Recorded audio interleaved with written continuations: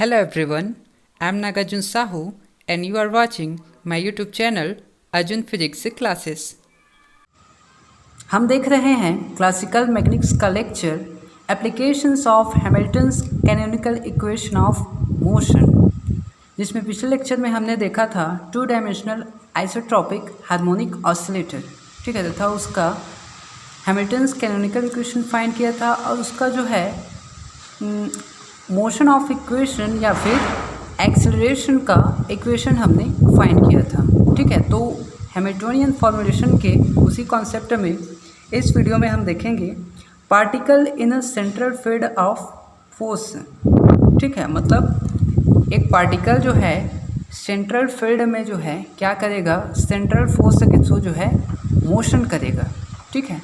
तब उसका Hamilton's canonical equation क्या होगा और उसका एक्सेलरेशन क्या होगा, ये हम फाइंड करेंगे। तो चलिए सबसे पहले देख लेते हैं सेंट्रल फोर्स किसे कहते हैं।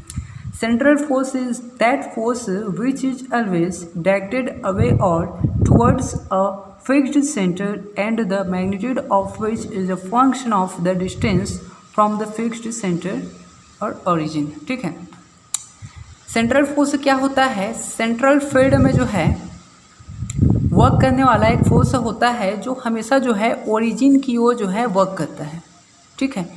ये अट्रैक्टिव भी हो सकता है या फिर रिपल्सिव भी हो सकता है, ये जो है फील्ड के ऊपर डिपेंड करेगा, ठीक है। और ये जो सेंट्रल फोर्स होता है वो जो है केवल डिस्टेंस का ही जो है फंक्शन होता है। मतलब ये जो सेंट्रल फोर्स है या अट्रैक्टिव हो या रिपल्सिव जो भी हो, ठीक है, ये कम या ज़्यादा होगा, ये किस पर डिपेंड करेगा, उसके डिस्टेंस पर डिपेंड करेगा, ठीक है। जैसे कि सन जो है क्या करता है, किसी अदर बॉडी को या फिर प्लैनेट को, ठीक है, प्लैनेट को, ठीक है, जो ग्रेविटेशनल फोर्स के द्वारा जो है अट्रैक्ट किया जाता है या फिर अदर बॉडी को जो अट्रैक्ट करता है अपनी ओर, ठीक है। तो वहाँ पर जो फोर्स लगता है ग्रेविटेशनल फोर्स, वो भी क्या होता है, सेंट्रल फोर्स होता है, वो सेंटर की ओर वर्क करता है, ठीक है। इसी प्रकार वो रिपल्सिव भी हो सकता है, अट्रैक्टिव भी हो सकता है, ठीक है। ये सेंट्रल फील्ड में जो है वर्क करता है। तो चलिए देखते हैं, हम देखेंगे किसके लिए, particle in the central field of force, ठीक। तो let us consider the particle moves in the X Y plane under the influence of a central force depending only on its distance from the origin. हम क्या consider करते हैं कि एक central field है, ठीक है। मतलब सेंट्रल फील्ड में ही क्या करेगा, सेंट्रल फोर्स जब वर्क करेगा, ठीक है, तो वो जो फील्ड जनरेट होगा वो क्या हो जाएगा, सेंट्रल फील्ड हो जाएगा। मतलब वहाँ जो है फोर्स जो है सेंटर की ओर जो है लग रहा है, ठीक, चाहे अट्रैक्टिव हो या रिपल्सिव कुछ भी हो। तो हमने एक एम मास का जो है पार्टिकल कंसिडर किया है जो क्या कर रहा है, सेंट्रल फोर्स के थ्रू जो है सेंट्रल फील्ड में जो है मोशन कर रहा है, जिसका मैग्नीट्यूड किस पर डिपेंड कर रहा है, ठीक है, फोर्स का केवल डिस्टेंस पर डिपेंड करेगा, ठीक है, उसके पोजीशन कोऑर्डिनेट पर जो है डिपेंड नहीं करेगा, ठीक। If r theta are the polar coordinates of the particle of mass m then the Lagrangian L is L equal to T minus phi, ठीक है। यदि आर थीटा हम क्या करें यहाँ पर जो है, ठीक है, उसका जो है पोजीशन कोऑर्डिनेट जो है डिफाइन करें, ठीक, प्लेन में जो है उसका पोजीशन कोऑर्डिनेट, ठीक है, पोलर कोऑर्डिनेट क्या हो जाएगा, आर और थीटा है, ये आर डिस्टेंस को बता रहा है और ये वेक्टर आर जो है क्या बता रहा है, उसके पोजीशन कोऑर्डिनेट को बता रहा है, ठीक है। मतलब पोजीशन उसका कहीं भी हो सकता है, ठीक। ये आर जो है क्या फोर्स के लिए बता रहा है, जो क्या होता है डिस्टेंस होता है, ठीक। तो यहाँ पर देखिए लैग्रेंजियन एल इक्वल टू हो जाएगा 1.2 m r dot square plus i square theta dot square, ठीक। ये क्या होता है कार्टेशियन कोऑर्डिनेट में, ठीक है, प्लेन के लिए क्या हो जाएगा 1.2 m X dot square plus Y dot square होता है। तो उसको हम सॉल्व करके हम ये फाइंड कर सकते हैं, ठीक है। एक्स और वाई का वैल्यू क्या, एक्स का वैल्यू हो जाएगा आर कॉस थीटा, वाई का वैल्यू आर साइन थीटा, तो एक्स डॉट वाई डॉट निकाल कर हम रख देंगे, ठीक है, 1.2 m X dot square plus Y dot square में, तो हमें जो है ये फाइंड हो जाता है, ठीक। ये हम पिछले बहुत से लेक्चर्स में इस पर डिस्कस कर चुके हैं, ठीक, इसलिए मैं इसको डायरेक्ट लिख दिया हूँ यहाँ पर। v क्या हो जाएगा, r, v पोटेंशियल एनर्जी, ठीक है, ये किसका फंक्शन होता है, केवल पोजीशन का फंक्शन होता है, ठीक। Then by using generalised momentum P J equal to curly upon curly Q J dot we get. अब मैं क्या करूँ यहाँ पर, ये जनरलाइज्ड मोमेंटम का ये वैल्यू जो है यूज़ करके मैं यहाँ पर फाइंड करूँगा। ठीक है, जनरलाइज्ड मोमेंटम फाइंड करने के बाद हम क्या करेंगे, उसका जो है एक्सेलरेशन फाइंड करते हैं। ठीक है, इसी तरह इसको मैं कंसिडर करता हूँ। तो यहाँ पर P J equal to curly upon curly Q J dot को, यहाँ पर मेरा जो कोऑर्डिनेट है वो क्या है, आर थीटा है, ये आर थीटा। ठीक, तो आर और थीटा के लिए मैं जनरलाइज्ड मोमेंटम फाइंड करूँगा। तो पी आर इक्वल टू क्या हो जाएगा, curly upon curly R dot. ठीक है, क्यू जे डॉट का वैल्यू क्या हो जाएगा, आर डॉट हो जाएगा पी आर के लिए, इक्वल टू यहाँ पर क्या हो जाएगा, देखिए एल का मैं आर डॉट के रिस्पेक्ट में डिफ्रेंशिएशन करूँगा तो इसमें आर डॉट है नहीं तो ये ज़ीरो, इसमें भी आर डॉट नहीं है तो ये भी ज़ीरो, और यहाँ आर डॉट होती है टू आर डॉट हो जाएगा, टू टू कैंसिल क्या हो जाएगा, एम आर डॉट हो जाएगा। ठीक, और आर डॉट इक्वल टू क्या हो जाएगा, R dot equal to P R upon, ये एम इधर चला जाएगा तो पी आर अपॉन एम मिल जाएगा मुझे। Similarly P theta equal to क्या हो जाएगा, curly upon curly theta dot. ठीक है, क्यू जे डॉट की जगह पर मैं रखा हूँ इसमें थीटा डॉट। ठीक है, क्यू जे डॉट क्या है, जनरलाइज्ड वेलोसिटी, और थीटा डॉट भी क्या है, जनरलाइज्ड वेलोसिटी है, जनरलाइज्ड कोऑर्डिनेट के टर्म में D theta by D T, ये क्या है, D R by D T. ठीक है, तो ये क्या हो जाएगा, थीटा डॉट के लिए करूँगा तो ये जीरो हो जाएगा, ये टू थीटा डॉट हो जाएगा, थीटा डॉट स्क्वायर है तो two two cancel, M are square theta dot बचेगा तो ये M are square theta dot, और थीटा डॉट इक्वल टू मैं लिख सकता हूँ P theta upon M R square. ठीक, तो मुझे P theta R dot R theta का वैल्यू फाइंड हो गया है। अब हम जानते हैं हैमिल्टोनियन फंक्शन के फॉर्मूले से। ठीक है, क्या होता है, now we have the Hamiltonian H equal to summation J P J Q J dot minus L. तो यहाँ पर मेरे पास देखिए पी का दो वैल्यू है, पी आर और P theta, Q J dot का दो वैल्यू है। ठीक है, आर डॉट और थीटा डॉट। तो पी आर के लिए पी जे का वैल्यू पी आर के लिए क्या हो जाएगा, P R into Q J dot का वैल्यू आर डॉट है तो ये मैं लिख दिया, प्लस दूसरा क्या है, पी थीटा है तो पी थीटा जे का वैल्यू यहाँ मतलब पी जे का वैल्यू पी थीटा हो गया, इंटू क्यू जे डॉट का वैल्यू थीटा डॉट है तो थीटा डॉट मैं लिख दिया। ठीक है, दो टर्म है यहाँ पर तो माइनस एल का एल। अब ये क्या हो जाएगा, H equal to P R का वैल्यू क्या है, एम आर डॉट है। ठीक, into dot sorry P R equal to क्या है, एम आर डॉट है इंटू आर डॉट है तो एम आर डॉट स्क्वायर हो जाएगा, ये एम आर डॉट स्क्वायर हो गया। पी थीटा का वैल्यू है M are square theta dot है पी थीटा का वैल्यू क्या है, M are square theta dot है इंटू थीटा डॉट क्या हो जाएगा, M R square theta dot square हो जाएगा। ठीक, माइनस एल। अब माइनस एल का वैल्यू यहाँ पर मैं पुट कर दूँगा। ठीक है, तो मेरे पास है ये एल का वैल्यू, तो माइनस एल का ये माइनस हो जाएगा, ये प्लस हो जाएगा। ठीक, मैं ये पुट कर दिया यहाँ पर ये वाला। ठीक, अब देखिए इसको सॉल्व करो, टू एम इससे मल्टीप्लाई करूँगा तो two M R dot square plus are square theta dot square minus M R dot square plus are square theta dot square, ये सेम है ये। ठीक है, तो टू में से एक गया तो वन, और ये अपॉन में टू तो वन अपॉन टू एम का M R dot square plus are square theta dot square. ठीक, मतलब पूरे में आधे को मैं घटा दिया हूँ तो इतना मुझे मिल गया आधा, प्लस वी आर। ठीक, जहाँ क्या है पोजिशन कोऑर्डिनेट। अब देखिए ये किसका वैल्यू है, टी का वैल्यू है, हमने ये यहाँ पर लिखा है ये टी का वैल्यू। ठीक है, 1/2 M R dot square plus are square dot square, तो यहाँ पर मैं लिख सकता हूँ इसके जगह पर टी, और ये किसका वैल्यू है, वी का वैल्यू है। ठीक है, जो पोजीशन का क्या है फंक्शन है, पोजीशन कोऑर्डिनेट का। तो ये टी प्लस वी ये क्या रिप्रेजेंट करता है, टोटल एनर्जी को। ठीक है, तो ये सिस्टम कैसा है, इस सिस्टम में जो है हैमिल्टोनियन जो है टोटल एनर्जी को रिप्रेजेंट कर रहे हैं। ठीक है, मतलब ये कौन सा सिस्टम होगा, which implies the system is scleronomic conservative system. मतलब ये कौन सा सिस्टम है, स्लेरोनॉमिक कंजर्वेटिव सिस्टम है जो टाइम इंडिपेंडेंट कंस्टेंट रिलेशन पर डिपेंड करता है। ठीक, रियोनॉमिक के लिए ये जो है इक्वल नहीं होता। ठीक है, मतलब टी प्लस वी हमें रियोनॉमिक कंजर्वेटिव सिस्टम के लिए फाइन नहीं होगा। तो यहाँ पर फ्रॉम इक्वेशन 2 से अब यदि आर डॉट और थीटा डॉट का वैल्यू मैं पुट कर दूँ तो मुझे क्या मिल जाएगा, यहाँ पर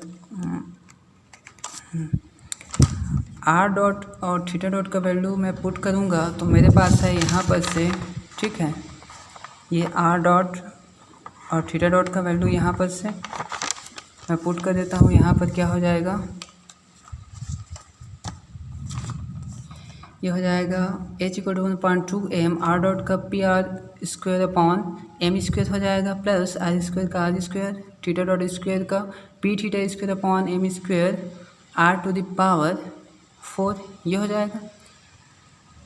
एम आर स्क्वायर था, ठीक, P theta upon M R square था तो पूरे का square p theta square upon m square r to the power 4 plus V are, ये उतना हो जाएगा। अब इसको सॉल्व करूँगा 1/2 m, देखिए एम स्क्वायर बाहर निकलेगा तो एम कैंसल है तो 1/2 m P are square plus P theta square upon R square, ये हो जाएगा प्लस वी आर, ठीक।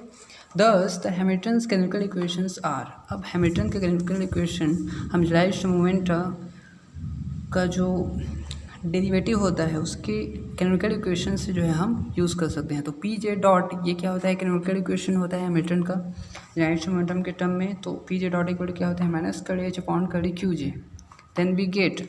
अब यदि पी जे डॉट यहाँ पर है तो मेरे पास पी जे का दो वैल्यू है पी आर पी थीटा, तो P R dot P theta dot मुझे फाइंड करना पड़ेगा, ठीक। तो P R dot equal to हो जाएगा माइनस कर एच अपॉन कर आर, क्यू जे का वैल्यू क्यू जे डॉट का आर डॉट था तो क्यू जे का आर हो जाएगा, ठीक। अब यहाँ पर देखिए मैं curly H upon curly R तो फाइंड कर सकता हूँ, ठीक है, curly H upon curly R find कर सकता हूँ, लेकिन मुझे नेगेटिव चाहिए तो इसमें माइनस का मल्टीप्लाई करना पड़ेगा, मतलब इस साइड भी माइनस का मल्टीप्लाई करूँगा तो ये माइनस हो जाएगा, ठीक। तो क्या हो जाएगा, आर के रिस्पेक्ट में डिफ्रेंशिएशन करूँगा तो -1/2 m, इसमें आर है नहीं तो ये 0, ठीक, इसमें आर है तो पी थीटा स्क्वायर जो है कांस्टेंट हो जाएगा, तो पी थीटा स्क्वायर ये आर स्क्वायर ऊपर जाएगा तो r⁻², तो r⁻² का डिफ्रेंशिएशन क्या हो जाएगा -2 r⁻3, ठीक। और ये क्या हो जाएगा माइनस, ये माइनस का मल्टीप्लाई किए हैं कर ली भी अपॉन कर लिया आज, ठीक। तो फिर से इसको सॉल्व करूँगा तो मुझे क्या मिल जाएगा, ये वाला ये r⁻³ है, ये नीचे आएगा तो r³ हो जाएगा 1/r³, ठीक। तो ये हो जाएगा 2 कैंसल माइनस प्लस, ठीक है, P theta square upon r³ और ये m का m मतलब mr³, ठीक, माइनस का माइनस कर ली भी अपॉन कर लिया, ठीक। P theta dot equal to क्या हो जाएगा, सिमिलरली माइनस कर ली अपॉन कर ली थीटा।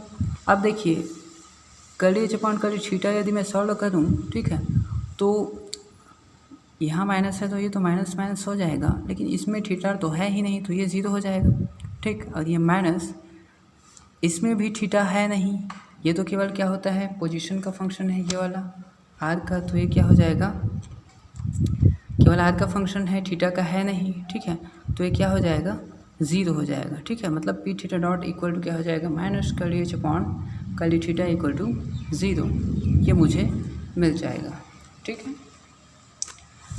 अब देखिए यहाँ पर क्या हो जाएगा,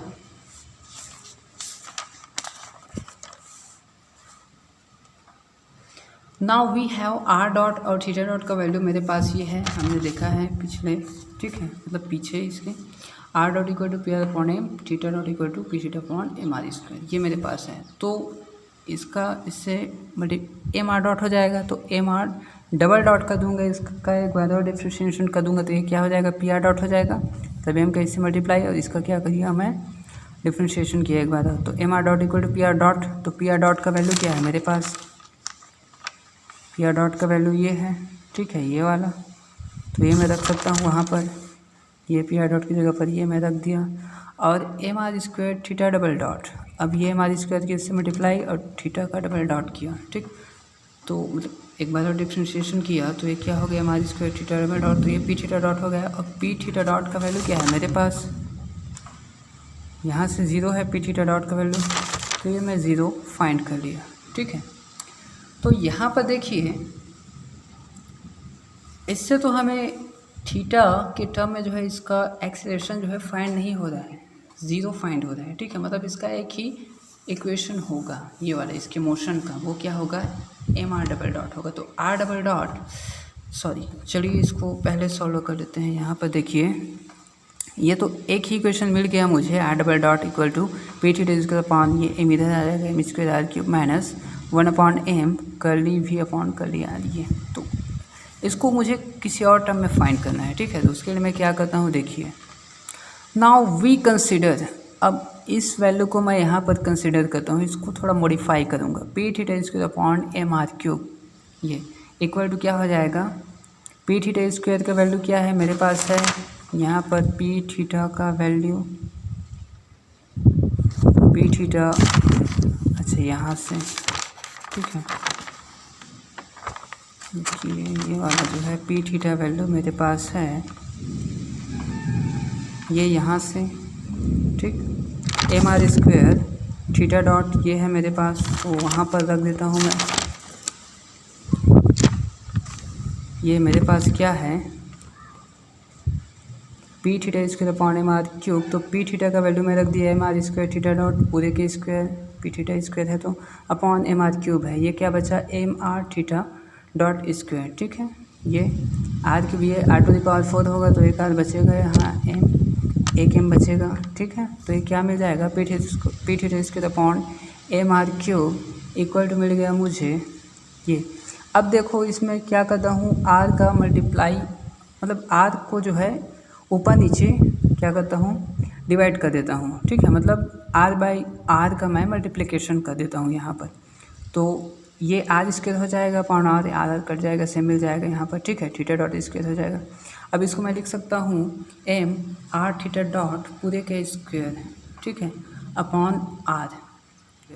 अब ये क्या होता है, वेलोसिटी होता है, ठीक है, वी थीटा स्क्वायर, तो ये क्या हो जाएगा M V theta square upon R. अब ये वेलोसिटी कैसे होता है, ठीक है, तो M V theta square upon R ये क्या होता है, सेंट्रीफ्यूगल फोर्स होता है, ठीक है। अब देखिए ये कैसे आया, यदि मैं मानो कि सेंट्रल फील्ड, ठीक है, मतलब फोर्स जो है सेंटर की ओर जो है वर्क करेगा। मान लो यदि ये सेंट्रल फील्ड है, ठीक है, एक प्लेन है, ठीक, एक्स वाई ये प्लेन है, ठीक है, और ये क्या है सेंट्रल फील्ड है पॉइंट। अब यहाँ पर जो पार्टिकल है वो जो है इस सेंट्रल फोर्स के द्वारा जो है इधर जो है क्या करेगा, मोशन करेगा, ठीक है, मतलब सेंटर की ओर लग रहा है अट्रैक्टिव फोर्स, ठीक है। तो ये जो है यहाँ से यहाँ तक जब जाएगा, ठीक है, किसी वेलोसिटी से, तो पहले उसमें स्मॉल एंगल थीटा बनाएगा यहाँ पर, ठीक है, तो वो थीटा क्या है, ये डी थीटा है। अब थीटा इक्वल टू होता है आर का अपॉन रेडियस, तो आर का क्या है मान लेता हूँ, ये जो रेडियस बना यहाँ पर, ठीक है, वो मतलब ये पूरा मान लो ऐसे डी एल बहुत से बनेगा और पूरा क्या हो जाएगा एल होगा, ठीक, सॉरी 2 पाई एल होगा पूरा।